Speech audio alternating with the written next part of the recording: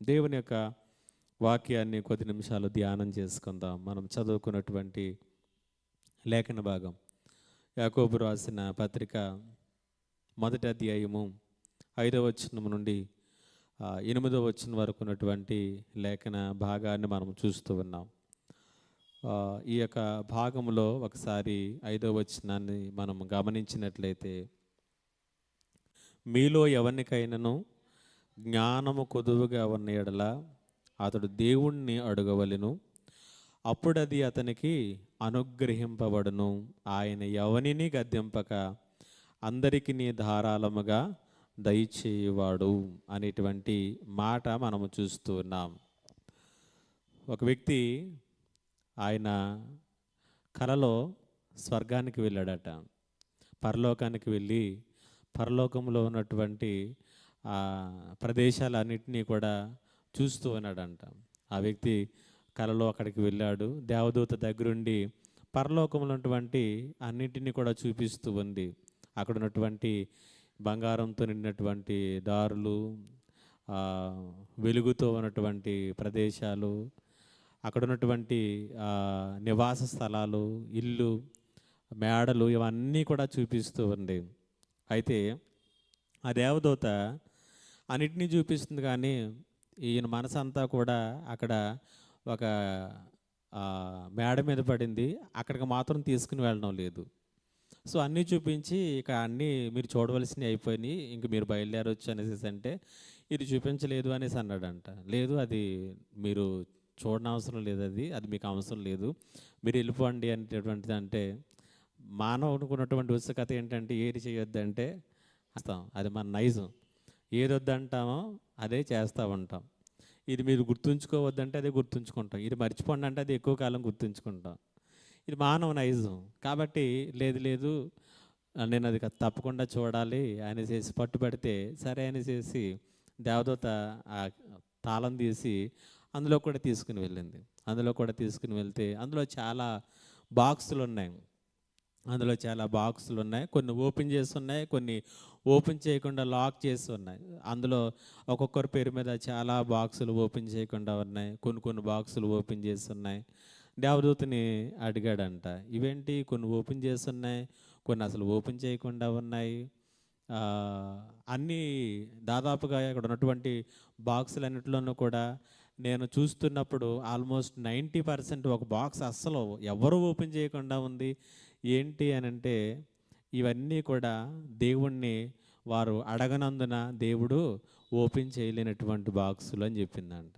మనము దేవుణ్ణి అడగకపోవటం వలన ఆయన ఓపెన్ చేయకుండా ఉండిపోయినటువంటి బాక్సులు ఇవన్నీ అని చెప్పిందంట.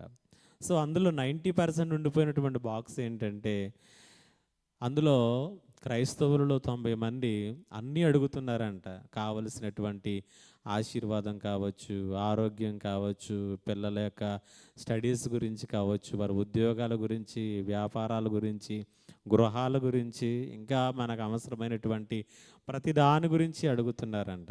కానీ అవసరమైనటువంటిది ఒకటి మాత్రం 90% ఎవరు అడగలేదంట. ఏంటది? జ్ఞానాన్ని గురించి మాత్రము ఎవరు అడగలేదట. అది అందరి పేర్లలోనూ కూడా దాదాపుగా అది లాక్ చేయబడే ఉందంటది.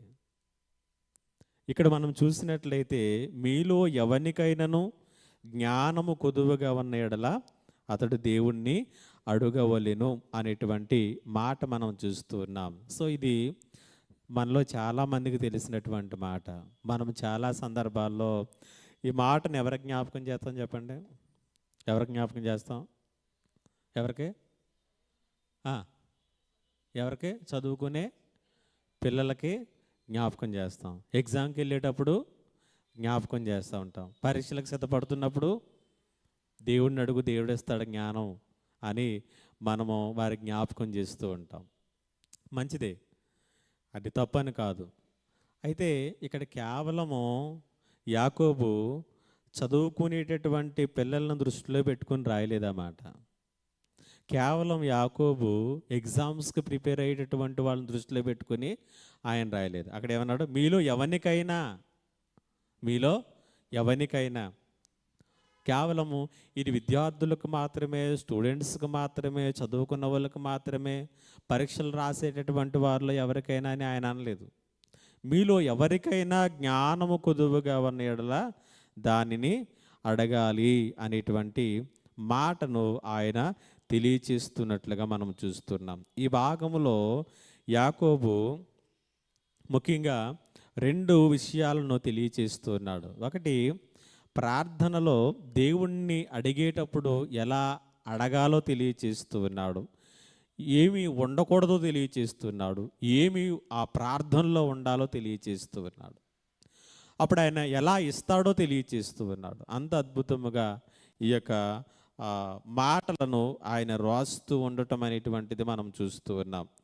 కాబట్టి ఇక్కడ మనం చూసినట్లయితే ఈ మాటలు ఎప్పుడు రాస్తున్నాడంటే ఆ 2-4 వచనాల తర్వాత రాస్తూ ఉన్నాడు. సో పైన దేని గురించి మాట్లాడుతున్నాడు?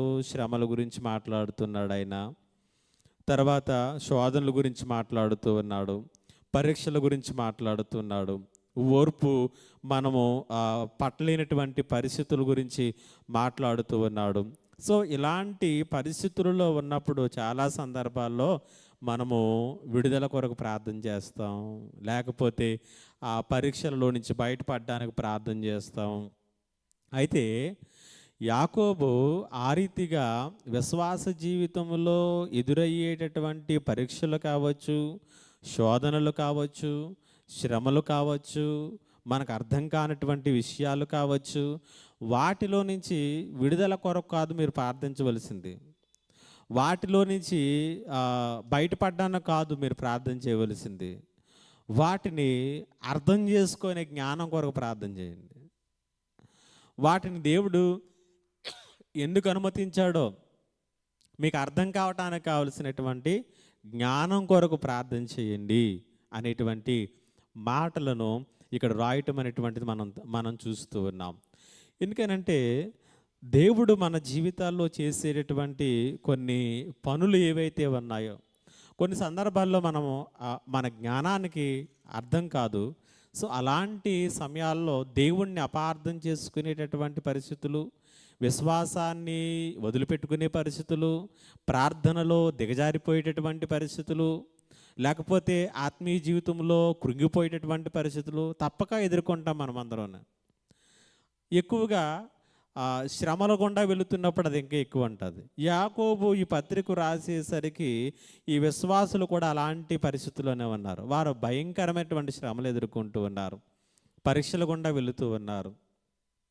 సో ఇటువంటి పరిస్థితుల్లో వారు ఏం చేయాలో అర్థం కావట్లేదు. ఎందుకంటే ప్రార్థన చేసినా ఆ శ్రమలు ఇంకా హెచ్చుగానే అవుతూ ఉన్నాయి. ఏం చేద్దాం అనుకున్నప్పటికీ కూడా అవి రోజు రోజుకి ఎక్కువ అవుతున్నాయి కానీ తగ్గడం లేదు. సో అలాంటి పరిస్థితులు యాకోబు అంటూ ఉన్నాడు, మీరు జ్ఞానం కొరకు దేవుణ్ణి అడగండి, విడుదల కొరకు కాదు, జ్ఞానం కొరకు దేవుణ్ణి అడగండి అనేటువంటి మాటలను ఇక్కడ పౌలు యాకోబు తెలియచేస్తున్నటువంటి విధానం మనం చూస్తున్నాం. అయితే దేవుణ్ణి అడిగేటప్పుడు ఎలాగ అడగకూడదంట, ఎలాగ అడగకూడదో చెప్తున్నాడు. ఎలా అడగకూడదు చూడండి, 6వ వచనంలో చూసినట్లయితే, అయితే అతడు ఏమాత్రము సందేహింపక విశ్వాసముతో అడుగవలెను. సందేహించేవాడు గాలి చేత రేపబడి ఎగురుపడు సముద్ర తరంగమును పోలియుండును. అట్టి మనుష్యుడు ద్విమనస్కుడు, తన సమస్త మార్గములయందు అస్థిరుడు గనుక ప్రభువు వలన తనకేమైనా దొరుకునని తలంచుకొనరాదు. సో యాకోబు చెబుతున్నాడు, మనము అడిగేటప్పుడు సందేహింపకుండా అడగాలట. ఎలాంటి సందేహాలు, ఎలాంటి పొరపచ్చలు లేకుండా మనము దేవుణ్ణి అడగాలి. సో మనం ప్రార్థన చేసేటప్పుడు, దేవుణ్ణి అడిగేటప్పుడు మనం జ్ఞాపకం చేసుకోవలసింది ఏంటంటే, ఇది ఆయన చేయగలడంటారా, ఇది ఆయన ఇవ్వగలడంటారా, ఏదో ప్రార్థన చేసి చూద్దాం, ఏదైనా అయితే అవుతుంది లేకపోతే లేదు, ఇలా కాదు మనం అడగవలసింది. దీన్నే ఇక్కడ యాకోబు ఏమంటున్నాడంటే ద్విమనస్సు అంటున్నాడు. 2 మనసులతో మీరు అడగొద్దు, 2 మనసులు కలిగి మీరు ప్రార్థన చేయవద్దు. ఏక మనసుతో ప్రార్థన చేయండి, ఏక మనసుతో ప్రార్థన చేయండి. ఎందుకంటే ఆది సంఘమును గురించి మనం చూసినట్లయితే వారు ఏక మనస్సును ఏకాత్మయు కలిగి వర్ధిల్లుతూ ఉన్నారు అనేటువంటి మాట. కాబట్టి దేవుని దగ్గరికి మనం వస్తున్నప్పుడు, దేవుణ్ణి సమీపిస్తున్నప్పుడు, దేవుణ్ణి అడుగుతూ ఉన్నప్పుడు మనము ఎలాంటి సందేహాలు లేకుండా, మనము ఎలాంటి అనుమానాలు లేకుండా మనము దేవునికి ప్రార్థన చేయవలసినటువంటి వారమై ఉంటూ ఉన్నాం. ఇలాగున ప్రార్థన చేయటం అనేటువంటిది, లేకపోతే సందేహముతో ప్రార్థన చేయటం అనేటువంటిది ఎలాంటిదంట? సందేహించేవాడు గాలి చేత రేపబడి ఎగురపడు సముద్ర తరంగమును పోలియుండును. కాబట్టి సందేహించేటటువంటి వారి విశ్వాసం ఎలా ఉంటుందో ఇక్కడ చెబుతున్నాడు. సందేహముతో కూడినటువంటి ఆత్మీయ జీవితాల్లో విశ్వాసాన్ని దేనితో పోలుస్తున్నాడంటే, గాలి చేత రేపబడి ఎగురపడు సముద్ర తరంగమును పోలియుండును. కాబట్టి ఉవ్వెత్తున ఎగిసపడేటటువంటి కెరటం అది మనము చూసేలోపే మరలా అది సముద్రంలో కలిసిపోయినట్లుగానే వారి ప్రార్థనలు, వారి విశ్వాసం కూడా ఉంటూ ఉంది అనేటువంటిది ఇక్కడ తెలియచేస్తున్నాడు. కాబట్టి మనము దేవుణ్ణి అడుగుతున్నప్పుడు అలాంటి విశ్వాసంతో కాదు, అనగా ఏదో ఒక వాక్యం విని, లేకపోతే ఏదో ఒక వాక్యం బలంగా తాకినట్లుగా మనకు అనిపించినప్పుడు, ఏదో ఉద్రేకంతో నేను అడుగుతాను అని గట్టిగా అనుకుని ఆ ప్రసంగం ముగిసిన తర్వాత ప్రార్థన చేసేసరికి మరలా అవుతుందంటారా? ఇది చెప్పారు కదా, చూద్దాం ప్రార్థన చేసి అనేటువంటి విధానం ద్విమనస్సు, గాలి చేత రేపబడి ఎగురుపడేటటువంటి సముద్ర తరంగము లాంటిది. సో ఇలాగ అడిగేటటువంటి వారిని గురించి యాకోబు చెబుతున్నటువంటి మాట ఏంటంటే, ఇలాగ అడిగేటటువంటి వారు దయచేసి మీకు ఏమైనా దొరుకుతుందని కూడా తలంచుకోవద్దు అంటున్నాడు. మీకు ఏమైనా దొరుకుతుందని కనీసం తలంచుకోవద్దు. తలంపులోను కూడా ఆయన ఇస్తాడు నాకు అనేటువంటిది రానివ్వద్దు. ఎందుకంటే సందేహం విశ్వాసానికి జోడీ కుదరదు. దేవుడు ప్రతి దానిలోనూ కూడా విశ్వాసాన్ని చూస్తూ ఉంటాడు ఆయన. అందుచేత మనము దేవుణ్ణి అడుగుతూ ఉన్నప్పుడు, ప్రభువును సమీపిస్తూ ఉన్నప్పుడు, దేవునికి ప్రార్థన చేస్తున్నప్పుడు నీ ప్రార్థనలో సందేహాలు లేకుండా చూసుకోవాలి. నీ ప్రార్థనలో, నా ప్రార్థనలో అనుమానములు అనేటువంటివి లేకుండా మనము చూసుకోవాలి. రెండవదిగా ఆయన చెబుతున్నటువంటి మాట ఏంటంటే, మనము చూడండి 5వ వచనం చదువుదాం. మీలో ఎవరికైనాను జ్ఞానము కొదువుగా ఉన్న ఎడల అతడు దేవుణ్ణి అడగవలెను, అప్పుడు అది అతనికి అనుగ్రహింపబడును. ఆయన ఎవరిని గద్దింపక అందరికి నీ ధారాళముగా దయచేవాడు. అయితే అతడు ఏమాత్రము సందేహింపక విశ్వాసముతో అడగవలను. దేవుణ్ణి అడగాలి. రెండవదిగా విశ్వాసముతో అడగమంటూ ఉన్నాడు. సందేహంతో కాదు, కానీ విశ్వాసముతో మనము దేవుణ్ణి అడగాలి అనేటువంటిది మనం చూస్తూ ఉన్నాం. సో మనందరికీ తెలుసు ఈ విశ్వాస జీవిత ప్రయాణం.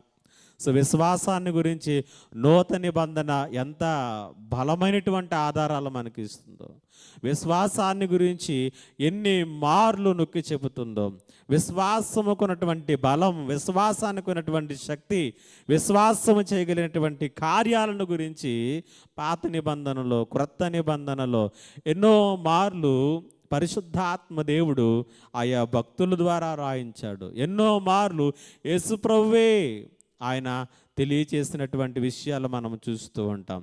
యేసు చేసినటువంటి స్వస్థత కార్యాలన్నిటిలోనూ కూడా కేంద్రంగా ఏముంటుంది?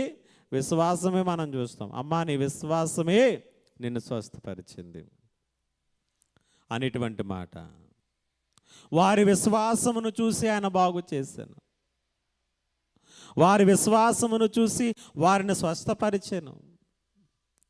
కాబట్టి చివరికైనా అంటాడు, మేము ఎందుకు ఈ కార్యాలు చేయలేకపోతున్నాం, లేకపోతే మేము ఎందుకు ఈ కార్యాలు చూడలేకపోతున్నాం? వాళ్ళు చాలా కార్యాలు చూస్తున్నారు, వీళ్ళ జీవితాల్లో చాలా అద్భుతాలు జరుగుతున్నాయి, వాళ్ళ జీవితాల్లో చాలా ఆశ్చర్య కార్యాలు జరుగుతున్నాయి. మేము ఎందుకు? నమ్ముట నీ వలనైతే నమ్మువానికి సమస్తము సాధ్యం. యేసయ్య చెప్పినటువంటి చిన్న వర్డ్, అది కూడా విశ్వాసాన్ని గురించి. నమ్మటం మీ వల్ల అయితే మీకు సమస్తము కూడా సాధ్యమే అనేటువంటి మాట. కాబట్టి మనము దేవుణ్ణి అడుగుచూ ఉన్నప్పుడు విశ్వాసముతో అడగాలి. అయితే ప్రాథమికముగా మనము దేని కొరకు అడగాలి దేవుణ్ణి అంటే, దేని కొరకు అడగాలంట? జ్ఞానం కొరకు అడగమంటున్నాడు. జ్ఞానము కొరకు అడగాలి మనం. సో ఈరోజు క్రైస్తవులకు ఉన్నటువంటి లోటు కొరత ఏంటంటే, మనం అన్ని విషయాల కొరకు అడుగుతున్నాము కానీ అసలైన దాని కొరకు మనము అడగలేకపోతున్నాం. సో జ్ఞానం కొరకు మనము అడగటం అనేటువంటిది చాలా చాలా ప్రాముఖ్యమైనటువంటిది. కారణం ఏంటంటే, ఎప్పుడైతే నువ్వు జ్ఞానం కొరకు దేవుణ్ణి అడగకుండా నీ విశ్వాస జీవితంలో ముందుకు ప్రయాణం చేస్తావంటావో, నీ విశ్వాసాన్ని దేని మీద కట్టుకుంటావంటే దేవుడిచ్చే వాటి మీద కట్టుకుంటావు.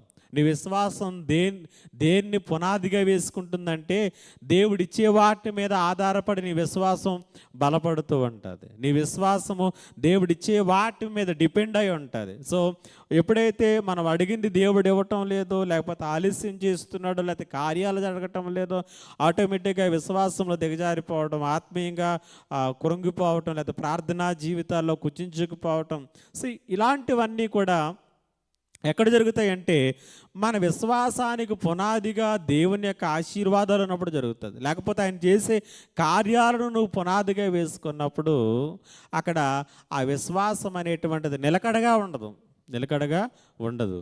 అందుకని ఈ శ్రమల గుండా, పరీక్షల గుండా, శోధనల గుండా వెలుచున్నటువంటి ఈ విశ్వాస సమూహానికి యాకోబు దేని కొరకు ప్రార్థన చేయమన్నాడంటే, మీరు దేవుని జ్ఞానం కొరకు ప్రార్థన చేయండి.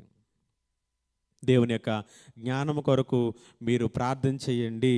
అప్పుడు దేవుడు మిమ్మల్ని మీ జీవితాల్లో ముందుకు నడిపిస్తాడు అనేటువంటిది మనం చూస్తూ ఉన్నాము. కాబట్టి జ్ఞానం అని ఇక్కడ తర్జుమా చేయబడినటువంటి మాట వాస్తవానికి విజ్డమ్ అనేటువంటి వర్డ్ని మనం చూస్తూ ఉంటాం. విజ్డమ్ అనేటువంటి మాట. కాబట్టి నాలెడ్జ్ వేరు, విజ్డమ్ వేరు. వివేకం, జ్ఞానం వేరు, వివేకం వేరు. సో ఈ రెండింటిని గురించి మనము వ్యత్యాసము తెలుసుకోవలసినటువంటి వారమై ఉంటున్నాం. వాల్స్ హవర్న్ అనేటువంటి ఒక దైవ సేవకుడు అంటాడు, మీకు జ్ఞానం లేకపోతే పాఠశాలకు వెళ్ళండి, జ్ఞానం లేకపోతే ఎక్కడికి వెళ్ళాలి? బడికి వెళ్ళండి. మీకు జ్ఞానం లేకపోతే చదువుకోండి, వివేకము లోపిస్తే మోకాళ్ళ మీద నిలబడండి అంటాడు. వివేకము లోపిస్తే మోకాళ్ళ మీద నిలబడండి. కాబట్టి జ్ఞానం అనేటువంటిది ఈ లోకంలో మనము చదువుకోవటం ద్వారా మనం పొందుకుంటాం. ఈ లోకంలో పెద్దవారి యొక్క అనుభవాలను వారు షేర్ చేసుకుంటున్నప్పుడు వాటిని వినటం ద్వారా మనం జ్ఞానాన్ని సంపాదించుకుంటూ ఉంటాం. జ్ఞానం అనేటువంటిది మనం వెళుతున్నటువంటి మార్గంలో మనం ఎదుర్కొనేటటువంటి ఎక్స్పీరియన్సెస్ ద్వారా పొందుకునేటటువంటి జ్ఞానం. మన అనుభవాలలో నుంచి కొంత జ్ఞానాన్ని మనం సంపాదించుకుంటాం. చదువుకున్నటువంటి ద్వారా కొంత జ్ఞానాన్ని సంపాదించుకుంటాం. ఉపాధ్యాయుల ద్వారా జ్ఞానాన్ని సంపాదించుకుంటాం. అది ఈ లోకానుసారమైనటువంటి జీవితానికి సరిపోతుంది. అయితే దేవుణ్ణి అర్థం చేసుకోవటానికి ఈ జ్ఞానం సరిపోదు.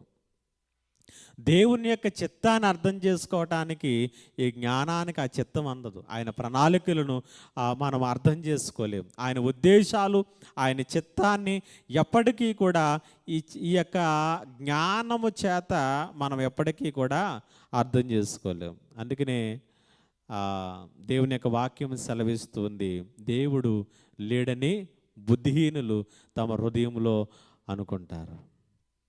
ఎందుకు బుద్ధిహీనులు అన్నారు? వారందరూ కూడా చాలా జ్ఞానం కలిగినటువంటి వారు, కానీ దేవుణ్ణి తెలుసుకునేటటువంటి, దేవుణ్ణి అర్థం చేసుకునేటటువంటి వివేకం వారికి లేదు. వివేకము లేనటువంటి పరిస్థితుల్లో వారు ఉన్నారు. కాబట్టి మనందరికీ కూడా ఏం కావాలంటే వివేకము కావాలి. మీకు వివేకము లోపిస్తే మోకాళ్ళ మీద నిలబడండి, మోకాళ్ళ మీద నిలబడండి. సో దేవుడిచ్చేటటువంటి ఈ వివేకానికి ఉన్నటువంటి ప్రత్యేకత ఏంటంటే, ఈ వివేకాన్ని మనం పొందుకున్నప్పుడు యాకోబు చెబుతున్నట్లుగా మీలో ఎవరికైనా ఈ వివేకము దేవుడిచ్చేటటువంటి జ్ఞానము కొదువుగా ఉన్న ఎడల అడగవలెను, అతడు వారికి అనుగ్రహించును. ఇంకేమన్నాడు? ఎవరిని గద్దెంపక అందరికీ ధారాళముగా దయచేయవాడు. ఈ వివేకం అనేటువంటిది, లేకపోతే దేవుడిచ్చేటటువంటి ఈ జ్ఞానం అనేటువంటిది ఎట్లాంటిదంటే, ఈ వివేకము కలిగినటువంటి వారికి ఉన్నటువంటి ప్రత్యేకత ఏంటంటే, వారి జీవితాలను వారి దృష్టితో ఎప్పుడు చూడరు, దేవుని యొక్క దృష్టితో చూస్తారు. దేవుని యొక్క కోణంలో వారి యొక్క జీవితాలను గురించి వారు ఆలోచన చేయగలుగుతూ ఉంటారు. సో దేవుడు తీసుకునేటటువంటి నిర్ణయాలతో వాళ్ళు ఏకీభవిస్తారు. ఆయన ఎలాంటి నిర్ణయాలు తీసుకుంటారో, ఆయన ఇచ్చే వివేకము కలిగి ఉన్నటువంటి వారు కూడా అట్లాంటి నిర్ణయాలు వారు తీసుకోగలుగుతూ ఉంటారు. సో ఆయన మన జీవితాలను ఎలా చూస్తాడో ఆ రీతిగానే మన జీవితాలను కూడా మనము ఆలోచన చేయగలుగుతాం. సో దేవుడు ఎప్పుడు కూడా చెడు నిర్ణయాలు తీసుకోడు, చెడు నిర్ణయాలు ఎప్పుడు కూడా తీసుకోడు. దైవిక జ్ఞానం కలిగినటువంటి వారు కూడా వారి జీవితాల్లో ఎప్పటికీ కూడా చెడ్డ నిర్ణయాలు తీసుకోరు. ఆయన ఎప్పుడు కూడా పొరపాటు అనేటువంటిది చేయడు. వివేకము కలిగినటువంటి వారు కూడా అట్లాగనే వారి జీవితాల్లో ముందుకు కొనసాగగలుగుతూ ఉంటారు. కాబట్టి మనందరికీ కూడా విశ్వాస జీవితంలో మనకు కావలసింది ఏంటంటే వివేకము కావాలి. సో దేవుని కోణంలో నుంచి మన జీవితాలు మనం చూడడం నేర్చుకోవాలి.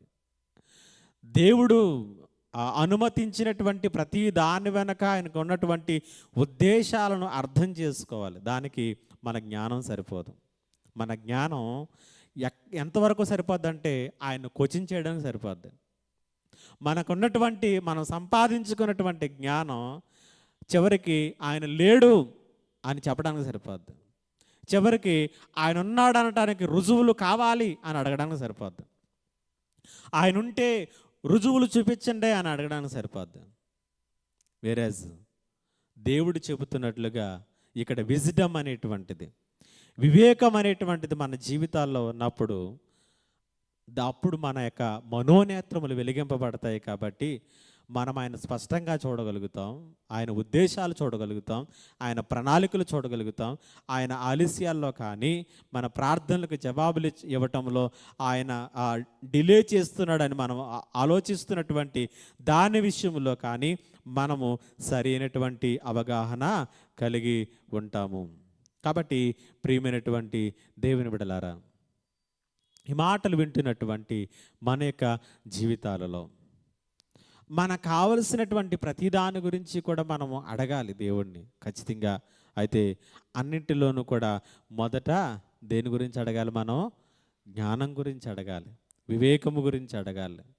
అది అన్నిటికంటే ప్రాముఖ్యంగా ఎక్కడ నీకు ఉపయోగపడుతుందంటే, నీ పరిస్థితులు నీకు అర్థం కాకుండా ఉన్నప్పుడు, నీ పరిస్థితులు అస్తవ్యస్తంగా ఉన్నప్పుడు, నీ పరిస్థితులు అధ్వాన్నంగా ఉన్నప్పుడు, నీ పరిస్థితులు దిగజారిపోతున్నట్లుగా నీకు అనిపిస్తున్నప్పుడు, మీ పరిస్థితుల మధ్యలో ఎలాగో ముందుకు వెళ్ళాలో నీకు ఏమాత్రం కూడా దారి కనిపించినటువంటి పరిస్థితుల్లో అగమ్యగోచరంగా ఉండిపోయినటువంటి సమయాలలో మనము గనక ఈ వివేకాన్ని కలిగి ఉండగలిగినట్లయితే, ఆ వివేకముతో మనము ఆ టైంలో కూడా సరి అయినటువంటి నిర్ణయాలు చేయగలుగుతాం.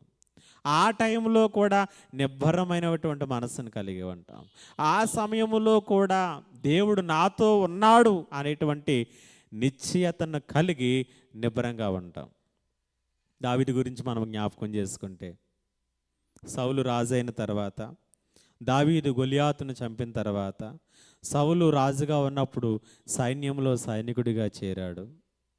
అతడు దినదినానికి కూడా వృద్ధి చెందుతూ అతడు ఒక ప్రత్యేకతను సంపాదించుకున్నటువంటి విధానంలో సౌలు దావీదును ఇలాగే వదిలేస్తే నాకు ఏకమేకయ్యేలాగా ఉన్నాడు, ఈయన ఇక్కడితోనే మనం తీసేయకపోతే మనకు భవిష్యత్తు అగమ్యగోచరంగా అయిపోయేలాగా ఉంది అనేటువంటి విధానంలోనికి వెళ్ళి దావీదును తరవటం ప్రారంభించినప్పుడు అరణ్యాల్లోకి వెళ్ళిపోయాడు, కొండల్లో జీవించాడు, గుహల్లో జీవించాడు, ఒంటరిగా వెళ్ళవలసినటువంటి పరిస్థితులు, శత్రువుల చేతిలోనికి వెళ్ళవలసినటువంటి పరిస్థితులు వచ్చాయి. చాలా భయంకరమైనటువంటి చిక్కుల్లో గుండా దావీదు చిక్కుకుపోయాడు. కానీ ఎక్కడా కూడా ఆ ఆ పరిస్థితులు మనం చదువుతున్నప్పుడు మొదటి సమూయేలు గ్రంథంలో ఎక్కడా కూడా అతడు టెన్షన్ పడినట్టు కానీ, అధైర్యపడినట్లు కానీ, లేకపోతే ఏంటి ప్రభువా నాకు ఈ పరిస్థితి ఏంటి, అభిషేకించావు, ఏదో చేస్తానన్నావు, ఈ కొండల్లోనూ గుట్టల్లోనూ నన్ను తిప్పుతున్నావు, ఎందుకు వచ్చింది ఆ బాధ, గొర్రెలు కాసుకుంటా ఉన్నావు తీసుకొచ్చి ఏదో చేస్తానన్నావు, నేను అలాగని ఇక్కడికి వస్తే నన్ను ఎలా చేసావు. ఎక్కడా కూడా క్వశ్చన్ చేయలేదు ఆయన, ఎక్కడా కూడా క్వశ్చన్ చేయలేదు, ఎక్కడా కూడా అధైర్యపడలేదు, ఎక్కడా కూడా అధైర్యపడలేదు. ప్రతి చోట దావీదు గురించి రాయబడినటువంటి మాట ఏంటంటే, అతడు దేవుని యొక్క నడిపింపు కొరకు ఆ పరిస్థితుల్లో కూడా కనిపెడుతూ ముందుకు వెళ్ళటానికి ప్రయత్నం చేశాడు. ప్రతి చోట ఒక స్థలానికి వెళ్ళటం, అక్కడ ఉండటం, దేవా నేను ఇక్కడ ఉండడం క్షేమమేనా, ఇక్కడున్న సౌలు తరుముతాడంటే ఇక్కడ కూడా వస్తాడు, అక్కడి నుంచి వెళ్ళిపోవటం, ఇక్కడున్న క్షేమమేనా, ఇక్కడికి కూడా వస్తాడా, ఇక్కడికి కూడా వస్తున్నాడు అంటే ఇంకో చోటకి వెళ్ళిపోవటం. ఇలాగ దేవుని యొక్క నడిపింపును కోరుకుంటూ ఆయన వెళుతూ ఉన్నటువంటి సందర్భంలో సో దావీదు గురించి అద్భుతంగా రాయబడుతున్నటువంటి ఒక మాట ఏంటంటే, దేవుడు సౌలు చేతికి దావీదును అప్పగించలేదు. ఎంత అద్భుతమైనటువంటి మాట, ఎంత అద్భుతమైనటువంటి మాట. అది దైవిక వివేకం కలిగి ఉన్నటువంటి, లేకపోతే దేవుని యొక్క జ్ఞానాన్ని కలిగి ఉన్నటువంటి ఆ సిచ్యువేషన్స్లో కూడా దేవుని యొక్క ప్రజెన్స్ని అనుభవించటం, ఆ పరిస్థితుల్లో కూడా దేవుని యొక్క నడిపింపును రుచి చూడటం, ఆ పరిస్థితుల్లో కూడా సరి అయినటువంటి నిర్ణయాలు తీసుకోవడం. ఈవెన్ అలాంటి పరిస్థితుల్లో రెడ్ హ్యాండెడ్గా సౌలు దావీదు చేతికి చిక్కాడు. సౌలును చంపేసేటటువంటి ఒక అవకాశం దావీదుకు వచ్చింది. అక్కడ సౌలును చంపేస్తే దావీదుకు ఇక ఏ తలకాయ నొప్పి కూడా ఉండదు. కానీ ఏది కూడా ఆయన చేతుల్లోకి తీసుకోలేదు, ఎంత కాన్షియస్ కలిగినటువంటి వాడు అంటే దావీదు. అతని దగ్గర ఉన్నటువంటి జనులందరూ కూడా, ఇదిగో సౌలు నీవున్నట్టు గుహలోనికి వచ్చాడు, ఒక్కడే ఉన్నాడు, నువ్వు ఒక మాట చెప్పు, మేము వెళ్ళి సౌలును చంపేస్తాం. సో ఎంత కాన్షియస్ కలిగినటువంటి, లేదు అతడు దేవుని చేత అభిషేకించబడినటువంటి వాడు, దేవుని చేత అభిషేకం పొందినటువంటి వాడు, దేవుడు అతన్ని నిర్ణయించుకున్నాడు. కాబట్టి అలాంటి వ్యక్తి మీద మనము చెయ్యి వేయటానికి తగదు. చివరికి అతడి యొక్క ఆ వస్త్రంలో చిన్న మొక్క కోసినందుకు చాలా బాధపడతాడనమాట, చాలా నొచ్చుకుంటాడు దావీదు. చివరికి అక్కడ సౌలుతో మాట్లాడుతూ విషయాన్ని అంతటినీ చెప్పి, ఇదిగో నీ వస్త్రపు చెంగును నేను కోసినందుకు నేను ఇంకా బాధపడుతున్నాను, దావీదు నువ్వు నాకంటే నీతిమంతుడు, దేవుడు నిన్ను ఆశీర్వదిస్తాడని చెప్పి వెళ్ళిపోతాడు. ఎంత అద్భుతమైనటువంటి నడిపింపు. సో జ్ఞానం, మీలో ఎవరికైనా జ్ఞానము కొదువుగా ఉన్న ఎడల అతడు దేవుణ్ణి అడగాలి.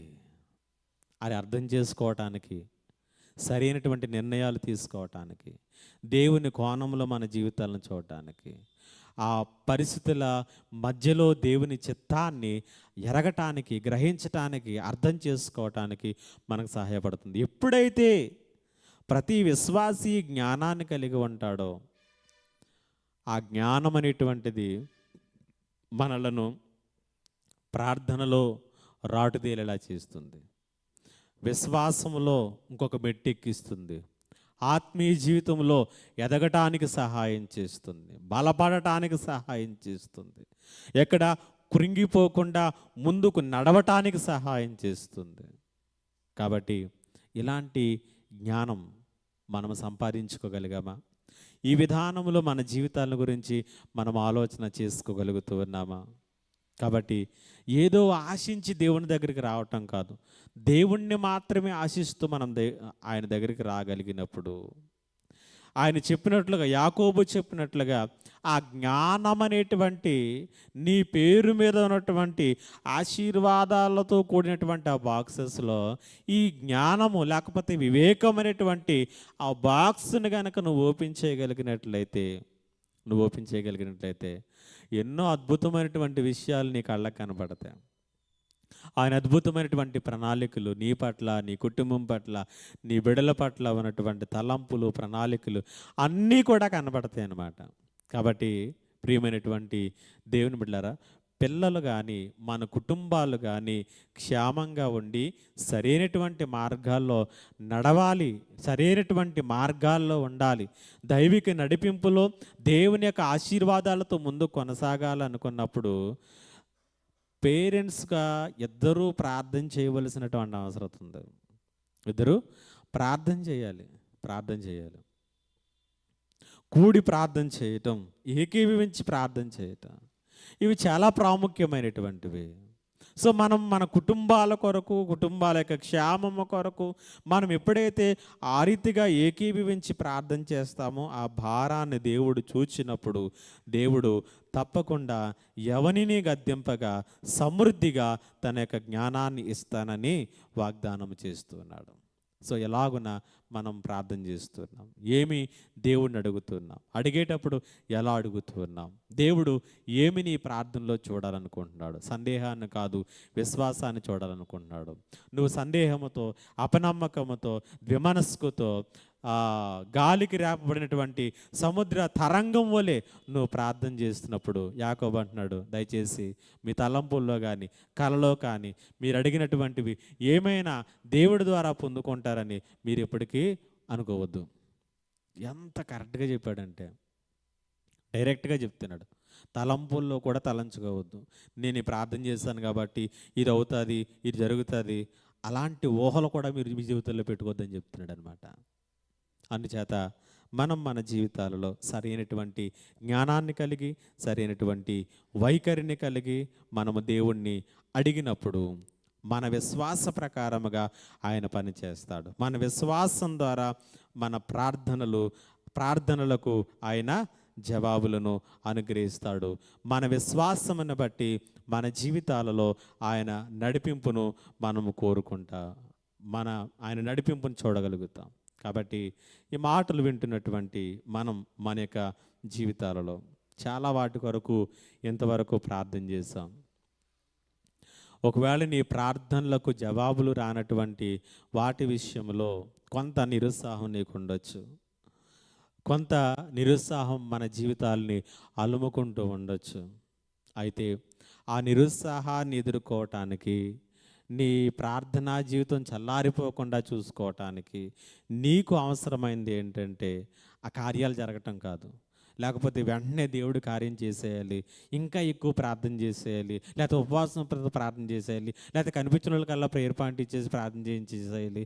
ఎంతమంది చేసినప్పటికీ కూడా నువ్వు పరిస్థితులను అర్థం చేసుకుని, దేవుడిని అర్థం చేసుకుని, ఆకలింపు చేసుకునేటువంటి వరకు కూడా ఆ ప్రార్థనలు అన్నీ కూడా ఆ రీతిగా హోల్డ్ అయి ఉండిపోతాయి. కాబట్టి అందరి ప్రార్థనలు నీకు సపోర్ట్ ఇవ్వగలవు. అయితే మొట్టమొదటిగా ఆ పరిస్థితులను అర్థం చేసుకుని జ్ఞానం కొరకు మనం అడగాలి. కాబట్టి ఈ లోకపరంగా జ్ఞానం కావాలితే పాఠశాలకు మనం వెళ్ళాలి, వివేకం కావలసి వచ్చినప్పుడు మోకాళ్ళ మీదకి వెళ్ళాలి. కాబట్టి ఈ రెండు చాలా ప్రాముఖ్యమైనటువంటివి. సో ఆ రీతిగా మన పరిస్థితులను అర్థం చేసుకునేటువంటి జ్ఞానముతో ఈ సంవత్సరంలో ప్రయాణం చేద్దాం. ఆలస్యాలను అర్థం చేసుకుంటూ, అపనమ్మకాన్ని దూరపరుస్తూ మన యొక్క జీవితాలలో దేవుని యొక్క నడిపింపును కోరుకుందాం. సరైనటువంటి నిర్ణయాలు తీసుకుందాం, ఒక అవగాహన కలిగి ఉందాం. సో దావీదుకు వలె ప్రత్యేకించి మనం కష్టాల గుండా వెళుతున్నప్పుడు, శ్రమల గుండా వెళుతున్నప్పుడు, బాధల గుండా వెళుతున్నప్పుడు, ఇబ్బందుల గుండా వెళుతున్నప్పుడు, సో ప్రతి పరిస్థితి వెనక కూడా ఆయన హస్తం ఉంటుంది. అదే హస్తం మన వెంట కూడా ఉంటుంది. సో ఆ రీతిగా మనము సరైనటువంటి వివేకమును కలిగి మన విశ్వాస జీవితాల్లో ముందుకు కొనసాగుదాం. పరిశుద్ధాత్మ దేవుడు అటువంటి కృప మనందరికీ అనుగ్రహించును కాక. ఆమేన్. ప్రార్థన చేసుకుందాం. తల వంచి కళ్ళు మూసుకొని. ఈ రాత్రికాల సమయంలో దేవుడు నీతోనూ నాతోనూ ప్రత్యేకముగా మాట్లాడారు. నువ్వు ఎలాంటి భారమైన మనస్థితికి వచ్చావో, ఎలాంటి తలంపులతో ఈ స్థలంలో ఉన్నావో, ఏమి ఆశించి నీవు దేవుని సన్నిధికి వచ్చావో, సో ఎలాంటి నిర్ణయాలు నీ జీవితంలో చేయాలనుకుంటున్నావో, వాటన్నిటికంటే ముందుగా దేవుని యొక్క జ్ఞానాన్ని కోరుకుంటూ దేవుని సన్నిధిలో ప్రార్థన చేయి. దేవా, నిజమే, నాకు మీరిచ్చే జ్ఞానం కొదువుగా ఉంది.